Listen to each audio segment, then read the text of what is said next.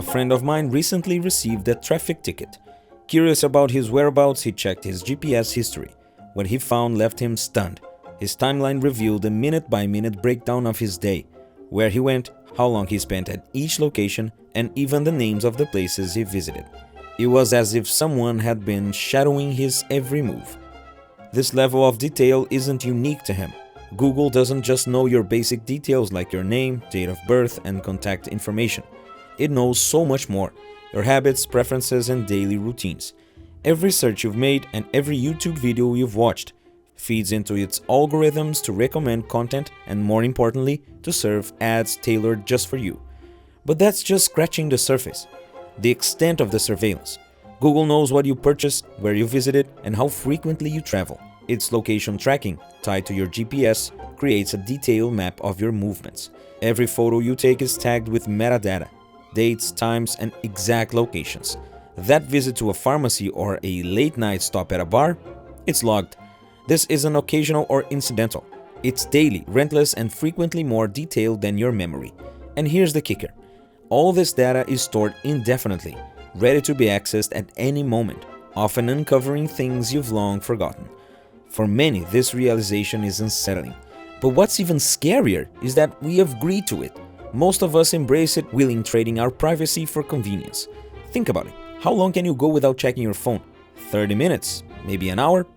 Every device you use, your smartphone, smartwatch, laptop, and even your work tools silently collects data. Everything is being gathered all the time. And here's the critical question. What are these companies doing with your data? What are companies like Google, Facebook, and Amazon doing with your data? Why is personal information so valuable, and how is it shaping the world?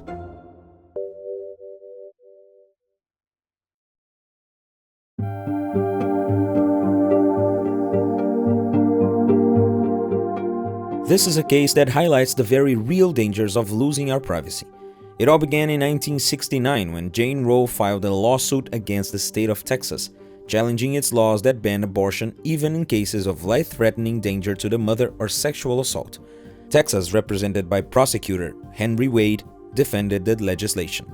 The case moved through the courts until it reached the U.S. Supreme Court.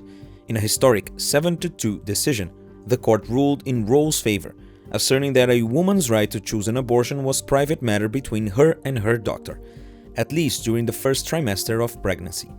But in 2022, 33 years later, the Supreme Court, now with a conservative majority, overturned Roe v. Wade in the Dobbs v. Jackson case. The court argued that the Constitution does not explicitly protect abortion rights and claimed the 1973 decision was based on an incorrect interpretation. This reversal removed nationwide protections for abortion, leaving the decision to individual states. The ripple effect was immediate. Several states enact strict abortion bans, even during the earliest stages of pregnancy. This has made the access to safe and affordable procedures a significant challenge for many women, forcing them to turn to illegal clinics or travel to states like California, where abortion remains legal. And this brings us to the issue of data security. In 2024, an estimated 43.77% of smartphones in the US will run on Google's Android operating system. Many users leave their location history feature turned on by default, allowing Google to log their every movement and store it in the cloud.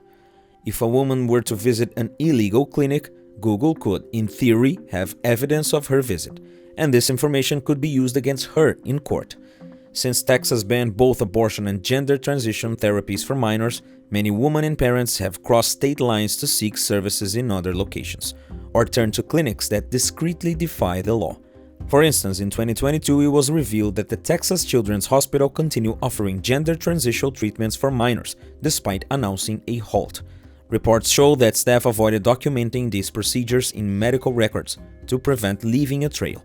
Fearing that location data could be used against individuals violating such laws, 42 Democratic lawmakers wrote to Google CEO Sundar Pichai, urging the company to stop collecting users' location data.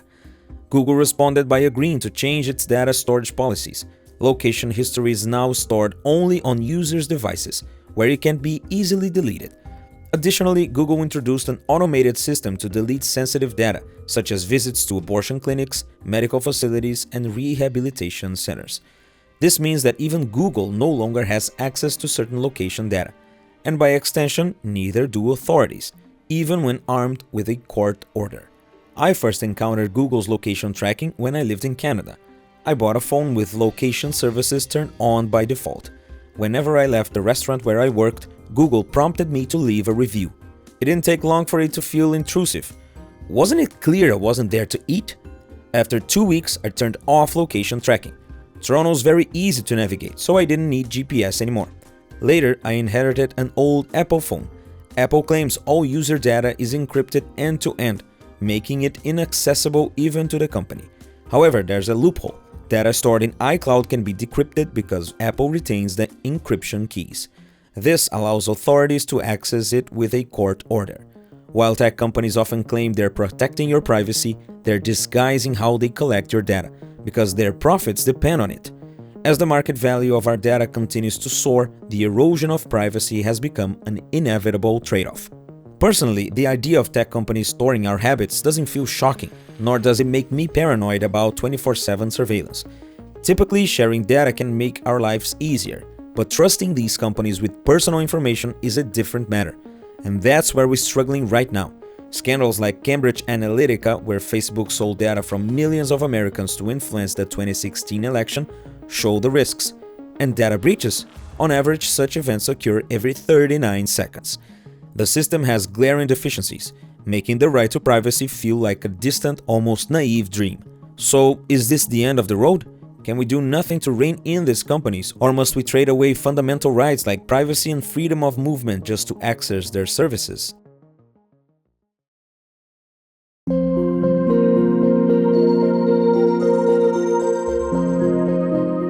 In 1996, the sociologist Manuel Castells coined the term informational capitalism to denote an era marked by the intersection of economics, technology, and information, which serves as the foundation for virtually every social interaction in the present day.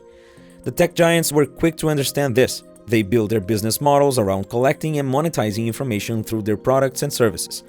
Fast forward to now, and data has become the goal for the 21st century. No wonder, countries are fiercely competing to amass as much of it as possible while defending themselves from potential espionage. Take TikTok, for example. The app has been in the crosshairs of US authorities for years. During his presidency from 2017 to 2021, Donald Trump openly criticized TikTok, even attempting to ban new downloads. With Joe Biden taking office, the scrutiny didn't let up. Both Republicans and Democrats have joined forces to block what they perceive as a national security risk. This bipartisan push highlights an undeniable reality. The global commercial and technological war is here to stay, regardless of who's in power. These concerns extend beyond TikTok. Chinese companies like Huawei, known for providing 5G technology to various countries, have also faced allegations of espionage. Huawei was banned in the US over claims of collaboration with the Chinese Communist Party for surveillance purposes.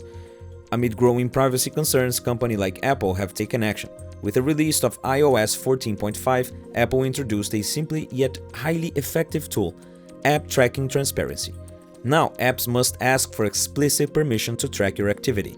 Google followed suit shortly after, limiting how third-party apps collect user data. However, these measures do not prevent Apple and Google from collecting their own data. Some argue that users have the power to deny data access. While true, the reality is more complicated. Many users don't even realize they can change these settings, or if they do, they may struggle to navigate default factory configurations designed to encourage data collection. So, with privacy teetering on our edge, we need to be extra vigilant. If something isn't strictly necessary, don't share it. Take my friend for instance. He erased his location history and directed Google to halt tracking his routes.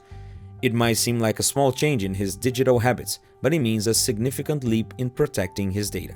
Small step for his digital life, but a significant step for his privacy. Did you know that Google tracks your location history? If not, check your phone and tell Google to stop snooping around in your life. Let us know in the comments below. And if you think tech companies are the only ones pulling tricks, think again. Even olive oil brands have their shady secrets. Check out the video that's on screen right now to learn more. So click on it and I'll see you there in a few seconds. Thanks for watching, take care, and I'll see you next time.